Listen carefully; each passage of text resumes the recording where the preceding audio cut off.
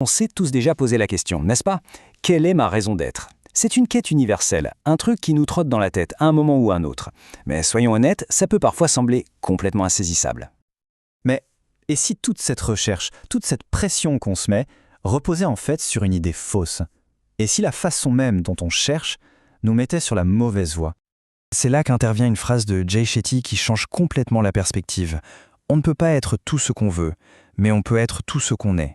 La nuance est subtile, mais elle est absolument fondamentale. On va voir ensemble pourquoi ça change tout. Alors, rentrons dans le vif du sujet. Le problème, c'est que beaucoup de gens sont paralysés par deux grands mensonges, deux idées opposées qui empoisonnent leur vision de l'avenir.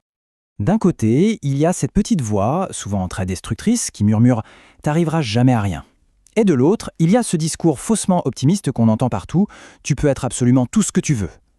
La vérité, bien sûr, elle se trouve quelque part entre les deux. Et puis, il y a cette autre source d'angoisse, la pression de l'âge. L'idée qu'à 20, 30 ou 40 ans, il faudrait avoir trouvé. Mais c'est un mythe complet. La raison d'être, ce n'est pas un trésor qu'on découvre d'un coup. C'est plutôt comme un puzzle qu'on assemble pièce par pièce, au fil de nos expériences. Bon, d'accord, s'il n'y a pas de formule magique, on fait comment? Eh bien, même s'il n'y a pas un seul chemin, il y a 4 grandes voies qu'on peut explorer dans ce voyage. Ces 4 chemins, les voici, la douleur, le potentiel, le problème et la plateforme. On va regarder ça d'un peu plus près. Le premier chemin, c'est la douleur. L'idée, c'est de transformer une souffrance, une épreuve personnelle, en une force pour aider les autres. Le deuxième, c'est le potentiel. Ça, c'est quand on découvre des talents qu'on ignorait, simplement en osant essayer de nouvelles choses, en se donnant le droit d'explorer et même de se planter. Le troisième chemin, c'est le problème. Là, c'est lorsqu'on se sent investi d'une mission pour résoudre un problème extérieur, une cause qui nous dépasse et qui nous touche profondément. Et enfin, le quatrième chemin, la plateforme. Il s'agit tout simplement d'utiliser ce qu'on a déjà, nos compétences, notre position, notre expérience, pour faire le bien. Et pour illustrer ce dernier point, l'histoire d'André Agassi est juste incroyable.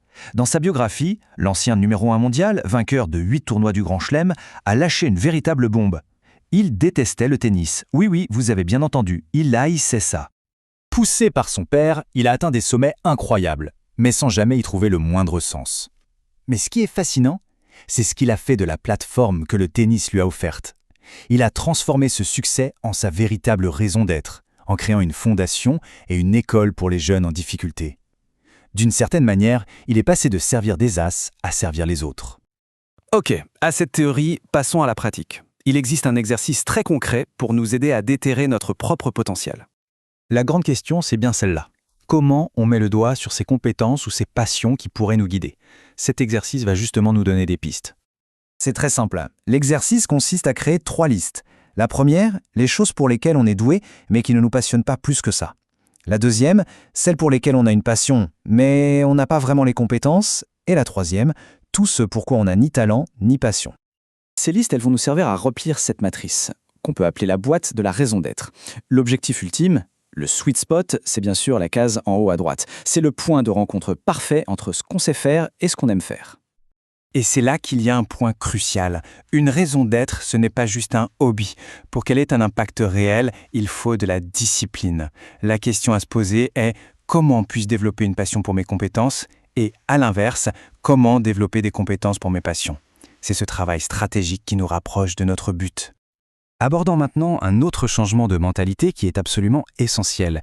L'idée que la raison d'être dépend moins du travail qu'on fait que de la perspective qu'on a sur ce travail. Pour bien illustrer ça, il y a une étude de l'université de Yale qui a identifié l'un des métiers les plus difficiles au monde, agent d'entretien dans un hôpital. C'est un boulot incroyablement exigeant, tant sur le plan physique qu'émotionnel.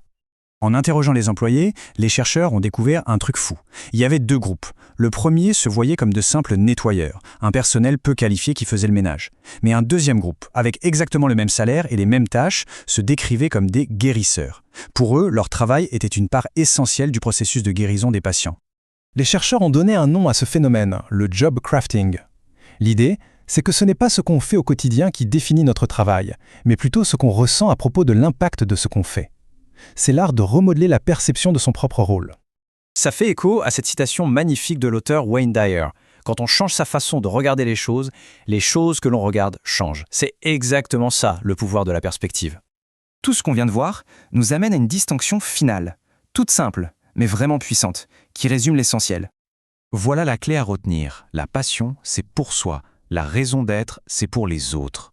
C'est au moment où on met sa passion au service des autres qu'elle se transforme en une véritable raison d'être. Et tout ça nous amène à la question finale, une question pour la réflexion et peut-être pour l'action. Quelle est la raison d'être que l'on peut servir, ne serait-ce qu'un tout petit peu, dès aujourd'hui?